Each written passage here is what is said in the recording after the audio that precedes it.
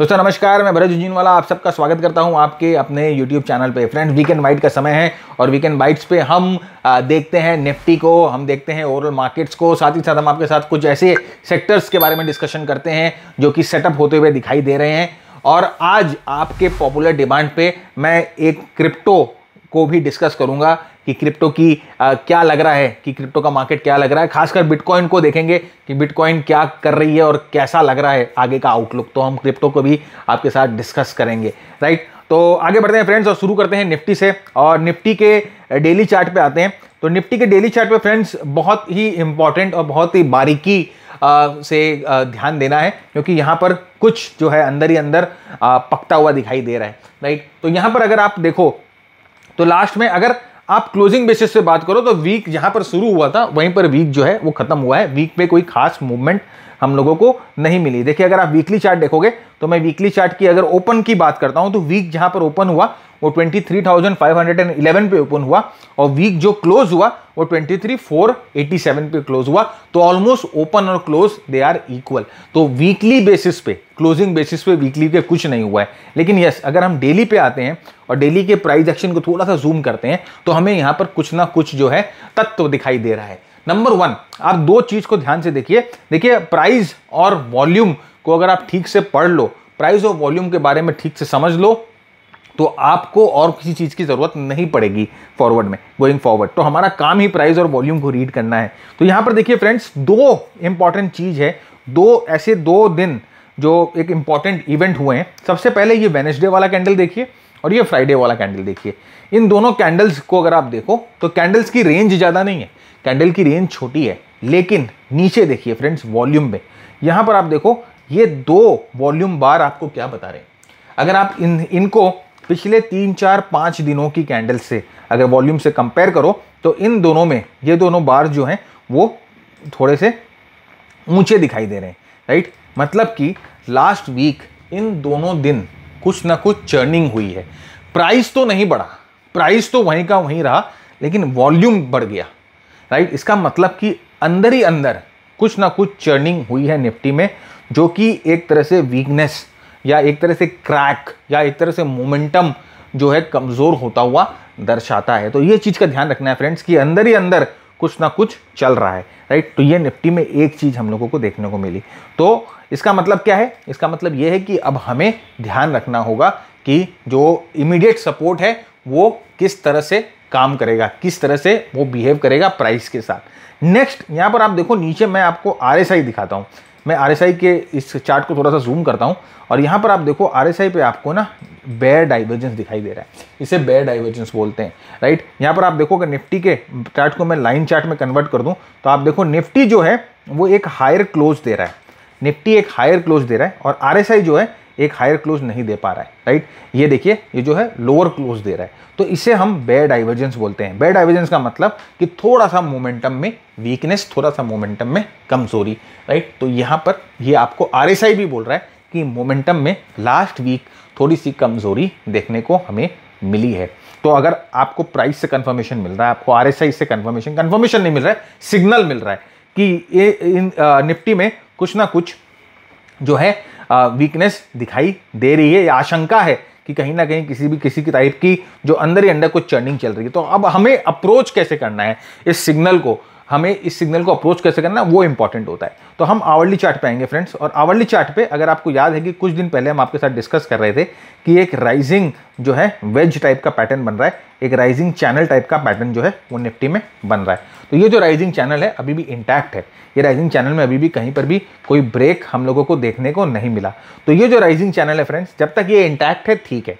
अगर ये ब्रेकआउट नीचे की तरफ देता है या ब्रेकडाउन देता है तब हमें नेक्स्ट सपोर्ट का ध्यान रखना है, जो कि अराउंड 23,000 के आसपास है। ये जो लेवल है वो एक नेक्स्ट सपोर्ट है, राइट। तो अगर प्राइस इस चैनल से टूटती है, इस चैनल को प्राइस तोड़ती है तो नेक्स्ट सपोर्ट जो है वो 23,000 का जो है सपोर्ट वो एक्टिव हो जाएगा और हमें 23,000 के आसपास है वापस प्राइस एक्शन को आकर एसेस करना होगा अगर ये टूटता है तो, राइट। तो अगर ये यहाँ से ऐसे ऊपर की तरफ टूट जाए तो वो जो सिग्नल जो हम बात कर रहे थे, जो कमजोरी की हम बात कर रहे थे, वो कमजोरी खत्म हो जाएगी, वो कमजोरी नेगेट हो जाएगी, राइट। बट अगर ये नीचे की तरफ आ जाता है तो हमें इन सपोर्ट का 23,000 के लेवल्स का सबसे पहले नंबर 1 जो लेवल है वो 23,000 का लेवल है, उस लेवल का हमें ध्यान देना। अब 23,000 की लेवल्स की मैं क्यों बात कर रहा हूँ, मैं आपके इसके पीछे की रैशनल भी आपको बता देता हूँ, इसके पीछे की रीजन भी मैं आपको बता देता हूँ। देखिए प्राइस यहाँ से जब नीचे गई थी, ऊपर आई थी, 23,000 के लेवल को तोड़ी थी, और जनरली जब प्राइस किसी एक इंपॉर्टेंट रेजिस्टेंस पॉइंट को, किसी इंपॉर्टेंट स्विंग को तोड़ती है तो एक प्रोबेबिलिटी ये होती है कि प्राइस इस स्विंग को वापस आकर एक बार टेस्ट करेगी। जैसे हाई प्रोबेबिलिटी कि प्राइस इस स्विंग को वापस आकर टेस्ट करे और उसके बाद यहाँ से ऊपर की तरफ जाए। तो ये प्रोबेबिलिटी के हिसाब से 23,000 का level is an important level, और अगर ये लेवल टूटता है देन फिर नीचे की तरफ ये 22,500 का लेवल जो है वो एक्टिव हो जाता है। अभी उसकी बात फिलहाल नहीं करेंगे, एक लेवल एट ए टाइम हम लेंगे, क्योंकि ज़्यादा लेवल्स अगर हम टान दे ऊपर नीचे दोनों तरफ तो फिर कंफ्यूजन हो जाएगा, फिर हम फ्रीज हो जाएंगे ट्रेड करते समय। तो deal with a single level at a time. तो ये निफ्टी के बारे में हमारी एनालिसिस, राइट। तो अब हम लोगों ने आपके साथ दोनों केस डिस्कस कर लिया, ऊपर का और नीचे का। नेक्स्ट हम आते हैं कुछ ऐसे सेक्टर्स पे फ्रेंड्स जो कि बहुत ही स्ट्रॉन्ग मूव दिखाए हैं, जिनमें एक स्ट्रॉन्ग मोमेंटम जो है वो बिल्डअप होता हुआ दिखाई दिया है।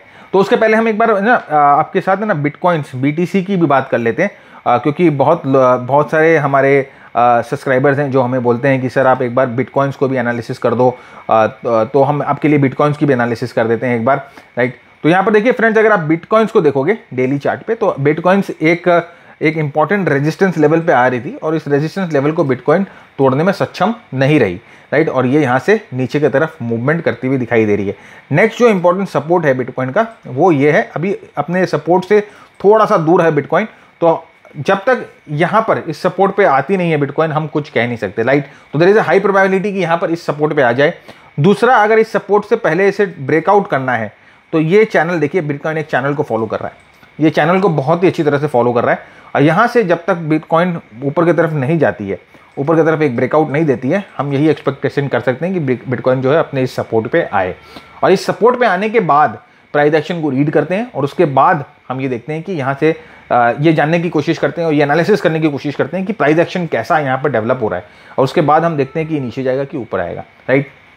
एक चीज़ आप देखो, यहाँ पर ध्यान दो कि अगर आप यहाँ पर डिस्ट्रीब्यूशन वॉल्यूम देखो तो डिस्ट्रीब्यूशन वॉल्यूम थोड़ी सी ज़्यादा है, there is a strong distribution going out, right. तो ये एक चीज़ से ध्यान देना है कि यहाँ पर कैसा बिहेव करेगी उसका। अभी बिटकॉइन के बारे में कुछ नहीं, ये भी अभी भी अगर आप इसको छोटे टाइम फ्रेम या अर्ली टाइम फ्रेम पे देखोगे तो ये lower top lower bottom lower top lower bottom बनाते हुए जा रहा है। टिपिकल जो डेफिनेशन होता है डाउन ट्रेंड का, वो डाउन ट्रेंड का डेफिनेशन ये फॉलो करते हुए नीचे की तरफ जा रहा है। तो अगर इसको स्ट्रेंथ दिखानी है तो ऑफकोर्स इसको इस चैनल से बाहर निकलना पड़ेगा, और ये सपोर्ट के पास आएगा तो हो सकता है कि यहाँ पर सपोर्ट के पास आए, थोड़ा सा बाउंस करे और उसके बाद ये चैनल ब्रेक करे, इट्स मच ऑब्वियस, ये भी हो सकता है। बट राइट नाउ अभी हम इस कुछ भी हम कहने, क्योंकि we don't have a crystal ball, या हमारे पास कोई ऐसी फ्यूचर को देखने की कोई मेथड नहीं है, तो हम ये नहीं बोल सकते। अभी जो राइट लेवल पे जो हम लोगों को एनालिसिस दिख रही है हम उसी को करते हैं।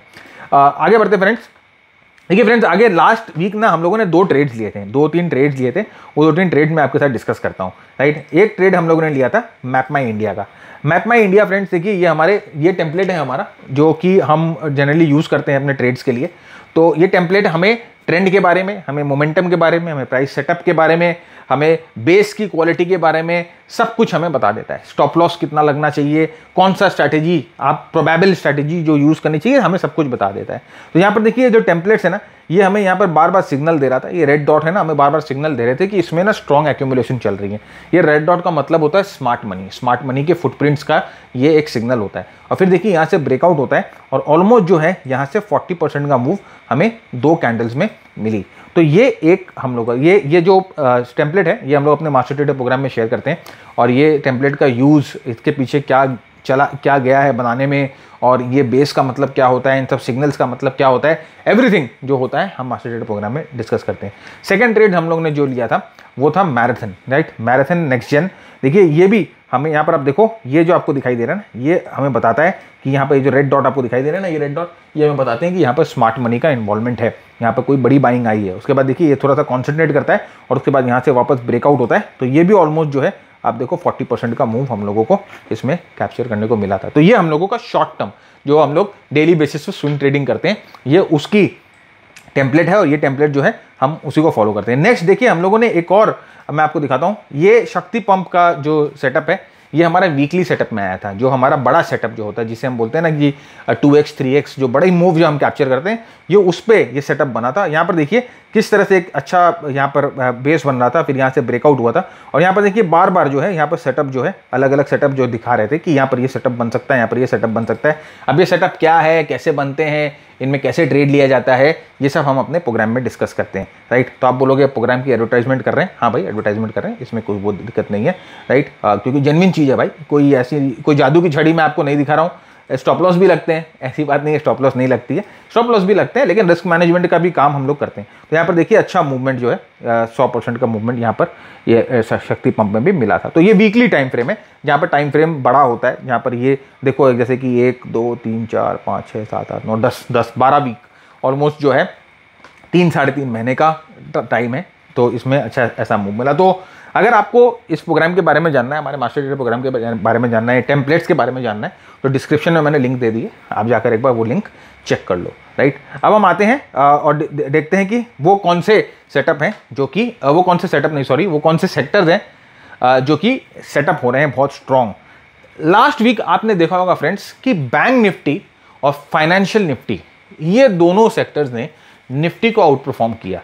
आप यहाँ पर कैसे पता लगा आउट परफॉर्म किया, यहाँ पर आप निफ्टी के चार्ट को देखो, निफ्टी का चार्ट जो है वो ऑलमोस्ट अपने प्रीवियस हाइस को क्रॉस नहीं कर पा रहा है, राइट। निफ्टी का चार्ट जो है अपने प्रीवियस हाइस को क्रॉस नहीं कर पा रहा है। निफ्टी के चार्ट पे जो थोड़ी सी डिस्ट्रीब्यूशन वॉल्यूम्स दिख रही है, निफ्टी के चार्ट पे जो हमें डाइवर्जेंस दिख रही है। लेकिन अगर हम बैंक निफ्टी का चार्ट देख रहे हैं तो बैंक निफ्टी का चार्ट आप देखो अपने इलेक्शंस के हाइस को क्रॉस करके अब उसके ऊपर सपोर्ट ले रहा है, राइट। यहाँ पे देखो इसको ब्रेक कर दिया, अब इसके ऊपर सपोर्ट ले रहा है और आप देखो लास्ट 2-3 दिन से भी इसमें स्ट्रॉन्ग जो है बाइंग दिखाई हमें दे रही है। सेम विथ फिन निफ्टी, यहाँ पर आप देखिए फिन निफ्टी में भी यही हुआ है कि यहाँ से देखिए अपने इलेक्शंस के हाई को ब्रेक करके, राइट, उसके ऊपर सपोर्ट ले रहा है। तो इसका मतलब ये है कि फ्रेंड्स फिन निफ्टी और बैंक निफ्टी में थोड़ा सा मोमेंटम बिल्डअप हो रहा है, थोड़ी सी बाइंग आ रही है और इसमें हमें तेजी देखने को मिल रही है।